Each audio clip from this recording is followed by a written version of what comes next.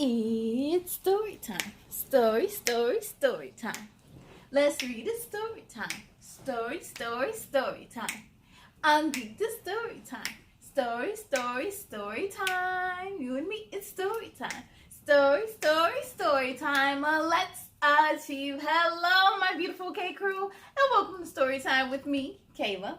How are you doing on this beautiful Sunday? I hope you're doing well. And of course, as always, please making sure to please still stay safe. Now today, we have another special Arthur feature.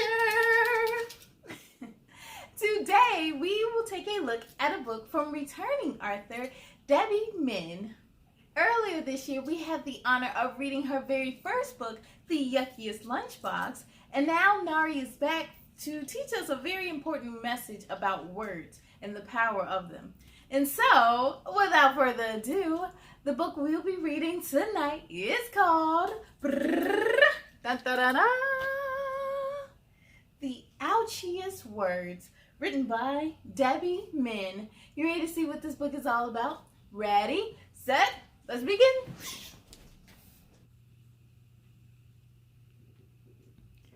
The Ouchiest Words, written by Debbie Min. Here we go. Hey, she signed it for us. It says, words can hurt. Words can heal. You are smart. You are strong. You matter. Debbie Min. Thank you so much. We always appreciate an autographed copy. For Subin, Emily, and Maya. Here we go. Nari couldn't wait to tell her mom about the new words she could spell, such as birdhouse, butterfly, and her new favorite, cupcake. She waved bye to her best friend Emily, got on the bus, and ran for a seat by the window. She was watching the kids play outside when a student named Zach tapped her shoulder. "You're Nari Choi?" he asked. "Like bok choy?" Zach laughed. "Isn't that a cabbage? Ugh, gross." Nari froze as her face turned red. She knew her Korean name sounded different, but was it really that weird? "Nari, bok choy, barfy," Zach chanted. Nari stayed quiet, but she was hurting inside. She blinked quietly to stop the tears. She wanted to be brave. He's making fun of her name. At home, she told her mom about what happened on the bus and added, "I don't like the name Choi. It sounds funny." Her mom hugged her. "Did you know that Choi means mountain in Korean? It's a powerful name for such a strong girl like you." Nari sighed. "Do I have to go back to school tomorrow?" Her mom kissed the top of her head. "Yes, you do. But we can tell your teacher about what happened. Only you can decide if Zach's words can hurt you." The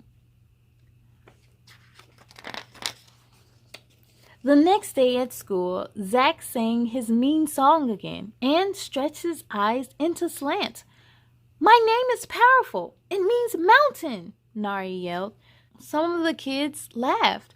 Nari's heart pounded inside her chest as her embarrassment grew. Why were they being so mean? So now Zach got other kids laughing and chanting and being mean to her. Nari ran to the bathroom to hide. She looked at her eyes in the mirror. They did look different. Nothing like her best friend Emily's. Were her eyes bad? No. Never. That night, Zach's words echoed in her head. Nari worried her entire class would laugh at her again. What if the entire school did? Nari, bok choy, barfy. Yes. See, because of his actions, now Nari is feeling she's unsure of herself. She's so unsure, and his words has bothered her so much that she's now worried that the entire class, that the entire school is going to make fun of her. Nari didn't want to go to school the next morning. "But you love school," her mom said. "Won't you miss art class and spelling?" Nari shook her head.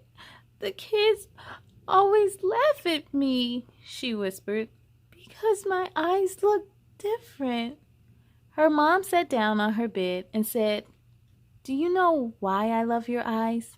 Because without them, you wouldn't look like you.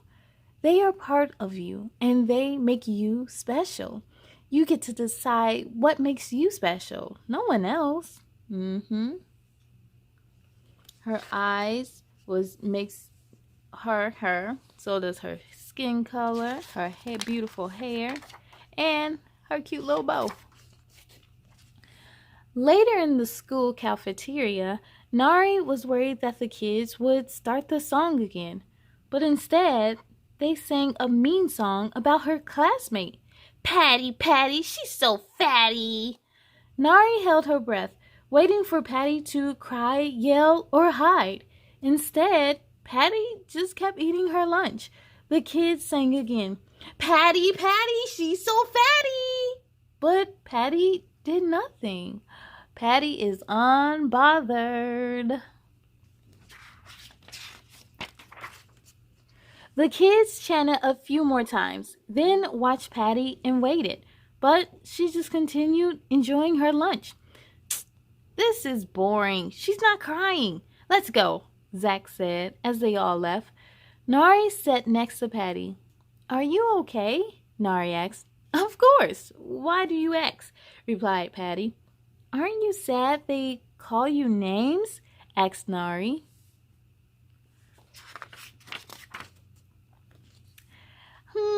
No, not anymore. I ignore them and tell myself nice things a friend would say. Then I hum my favorite song and I feel better." So while they're trying to hurt her with their words aren't even making it through and getting in her skin because she's able to tune them out and ignore them and she already knows that she's awesome no matter what size she is. So the confidence that she has in herself stands out and is able to overrule those mean words.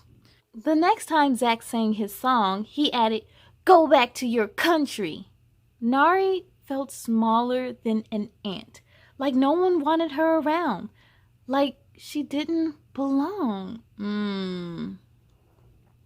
You know, we're all in this country together, no matter who you are. She didn't feel as brave as Patty. She had to get away, so she ran to the library. Nari thought of what her mom would say if she were there. She took a deep breath and said to herself, "Nari Choi is a powerful name for a strong and brave girl." Then she added, "I love my name." And she did. Then Nari thought of what Patty had said. What would a friend say? Emily would say that eyes came in all different shapes, sizes, and colors. She'd say, "Your eyes are perfect, just the way they are, Nari, and I love them." And Nari believed it. Then she said to herself, "I am Korean and American. I belong here too." Nari walked out of the library with her head held high. Emily was waiting for her. "I heard what that bully Zach said to you on the playground. Are you okay?" Nari hugged Emily.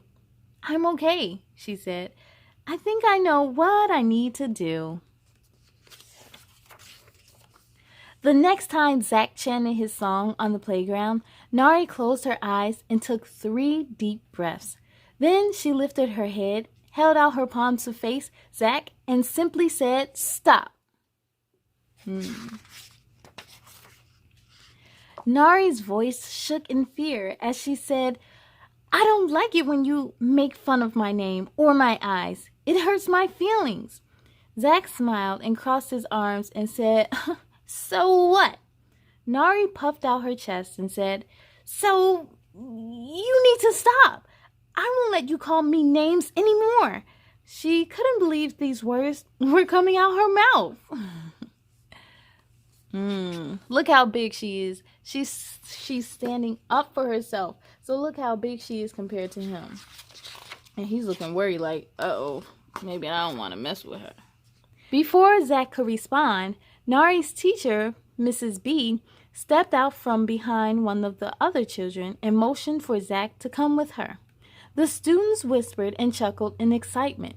Zach had bullied several kids this year, but no one had stood up to him. Emily turned to Nari and cried, "You did it!" as she jumped up and down with joy. Emily was right. Nari had done it. She had stood up for herself, and Zach had gotten in big trouble and was suspended for school for a week. But why didn't she feel better?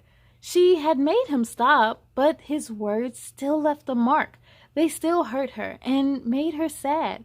Over the next few weeks, Nari practiced what she had learned from Patty. She repeated kind words from people who loved her over and over, again and again, until one day on the swings, she said to Emily, "I've decided that Zach's words can't hurt me anymore." Emily smiled, and the two friends ran off to play. You are strong and brave. You are loved and respected. Stand up for yourself. You belong here too. That is right. And you know, Zach only was doing those things to try and get a rise out of people because he thought that it was fun to make people cry and things like that. But you know, if you make people cry all the time, no one's going to want to be your friend. If you talk about people all day long and use your jealousy and talk about them, things like that, no one's going to be your friend, and you're going to end up kind of lonely without anyone. So always stand up for yourself. Never be a bully. And if you are being bullied or you see someone else being bullied, stand up for them as well and tell an adult. And here's a little bit about the author and where to find her. The end. Yes, K-Crew. Words can absolutely hurt. That's why we have to be mindful in what we say and how we say things. And we have to have a zero tolerance when it comes to bullying. Now, I hope you all enjoyed this book as much as I did. To find your copy and to check out her first book, make sure to head on over to Amazon. And of course, be sure to follow on social media. A big thank you to Debbie Min for teaching us another powerful lesson. Racial bullying is something that is very real and needs to end today. I thank you all so much for joining me, and I also want to shout out her family. Hey everyone! But it's time to sing goodbye. Are you ready? Here we go. Goodbye, goodbye, goodbye, goodbye, goodbye, goodbye, goodbye, goodbye, goodbye, my friends. Goodbye to you. I hope to see you again real soon. Be proud of all your work tonight. Now climb in the bed and sleep real tight. On the count of 3, let's say goodnight. 1, 2, 3.